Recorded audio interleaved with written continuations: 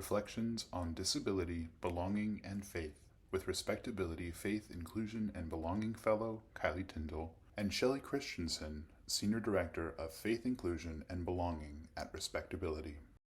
Can you introduce yourself and tell everyone a little bit about your experience in the field of disability and faith?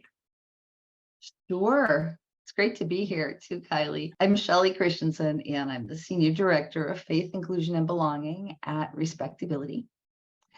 And I've been working in the field of faith, inclusion, and disability for 22 years.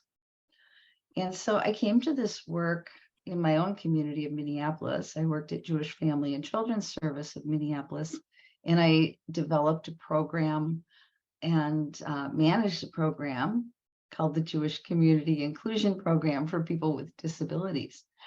And that was really connecting all the different institutions in the Jewish community to, first of all, raise awareness that there are people with disabilities in the community who want to be part of the organizations, and to help create processes and ways to raise awareness with them. And it was very collaborative.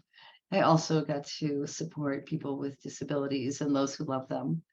And I did that for 13 years. And over those 13 years, I got to work with Jewish communities all over the US and Canada, as well as more interfaith initiatives.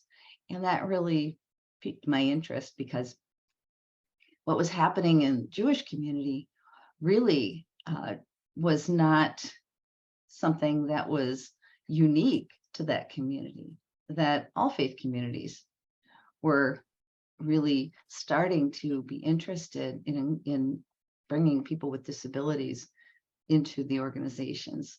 And so after 13 years, I left my job. I became a consultant, and I worked for a number of years as a consultant, again, working with different communities. I wrote a book called From Longing to Belonging.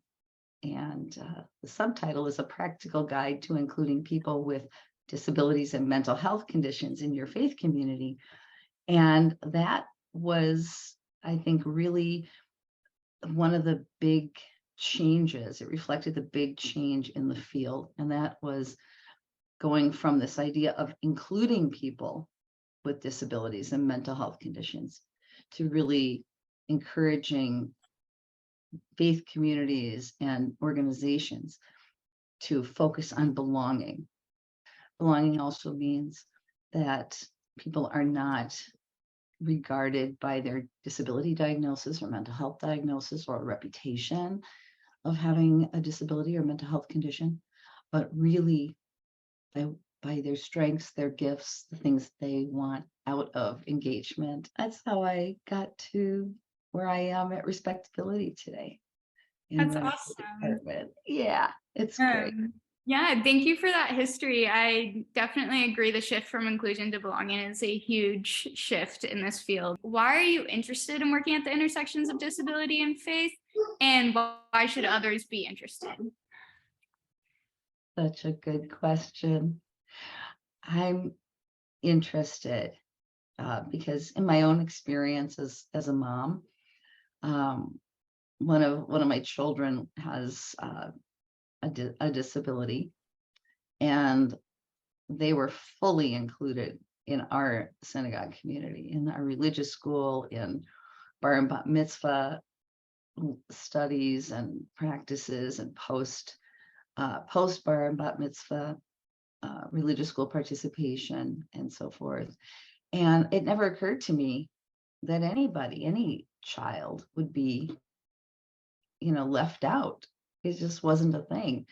When I started working at my job at Jewish Family and Children's Service and started really talking to other entities, I learned that most of the religious education programs wanted to include people with disabilities, but didn't know how.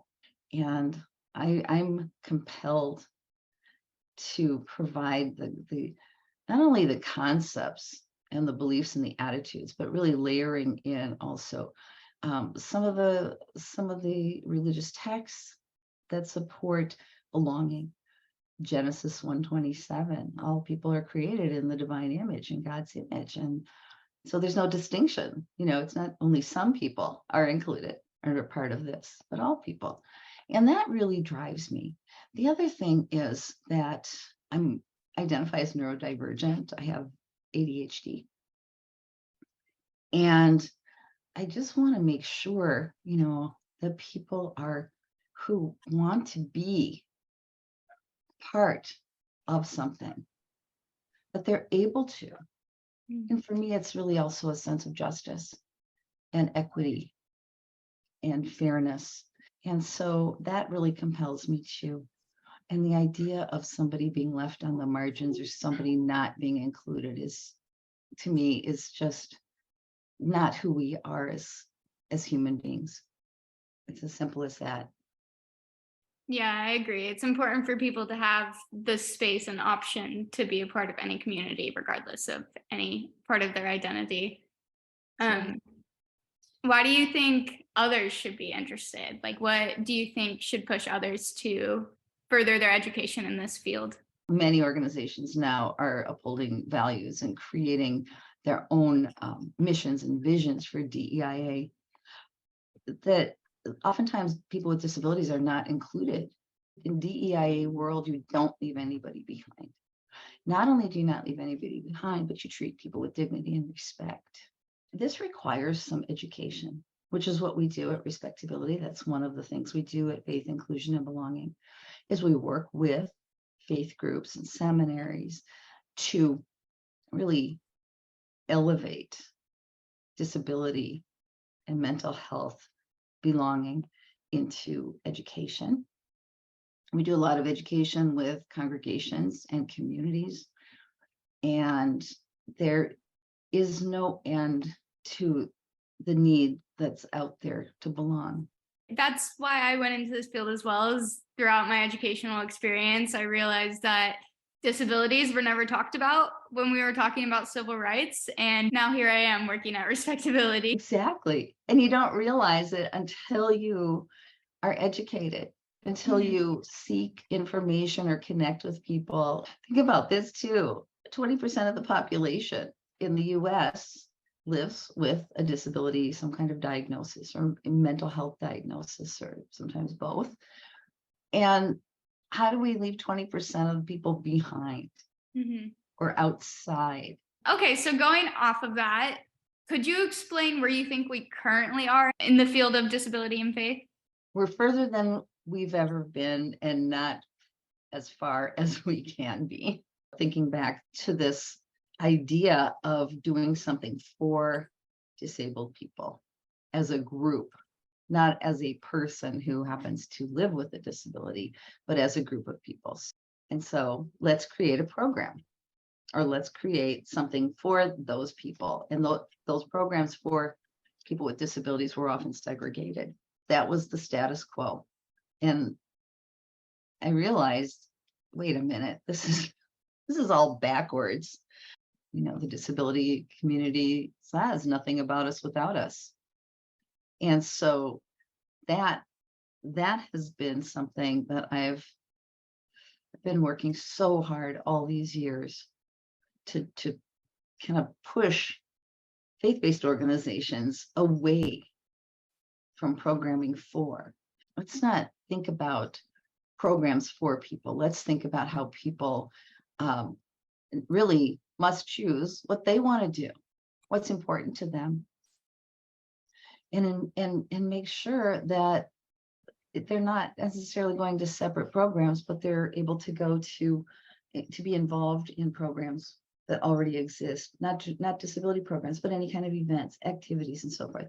And the pandemic really brought that to the attention of a lot of organizations, because the accessibility changed and people with disabilities were able to participate like anyone else on Zoom. So I think my biggest concern always will be that, being stuck on this idea of we do this for people. We have to do this for people. And that's attitudinal obstacles. Attitudinal barriers are definitely the biggest barriers in terms of social change. The programs being for people with disabilities rather than made by people with disabilities is a shift I haven't thought about before in that perspective. Yeah, it's really important. And that's not to say, there's a lot of programs that still exist that have brought people with disabilities together. And, I'm not saying, well, get rid of those, but I am saying this needs to be rethought. It's not creating those things for people. And by the way, there always needs to be a statement on every programming invitation, every event, every handout. To not have an accommodation statement is just not okay. I agree with that. And I do agree about the programs. I think it's important to have some programs that are generalized to your identity so you can meet people who share the same experiences, but you should never be excluded from programs based on your identity. Yeah. So there needs to be a balance between the two. And again, those programs can't be made for people with disabilities. They need to be made by people with disabilities. And this is about people, not programs. Learn more at respectability.org.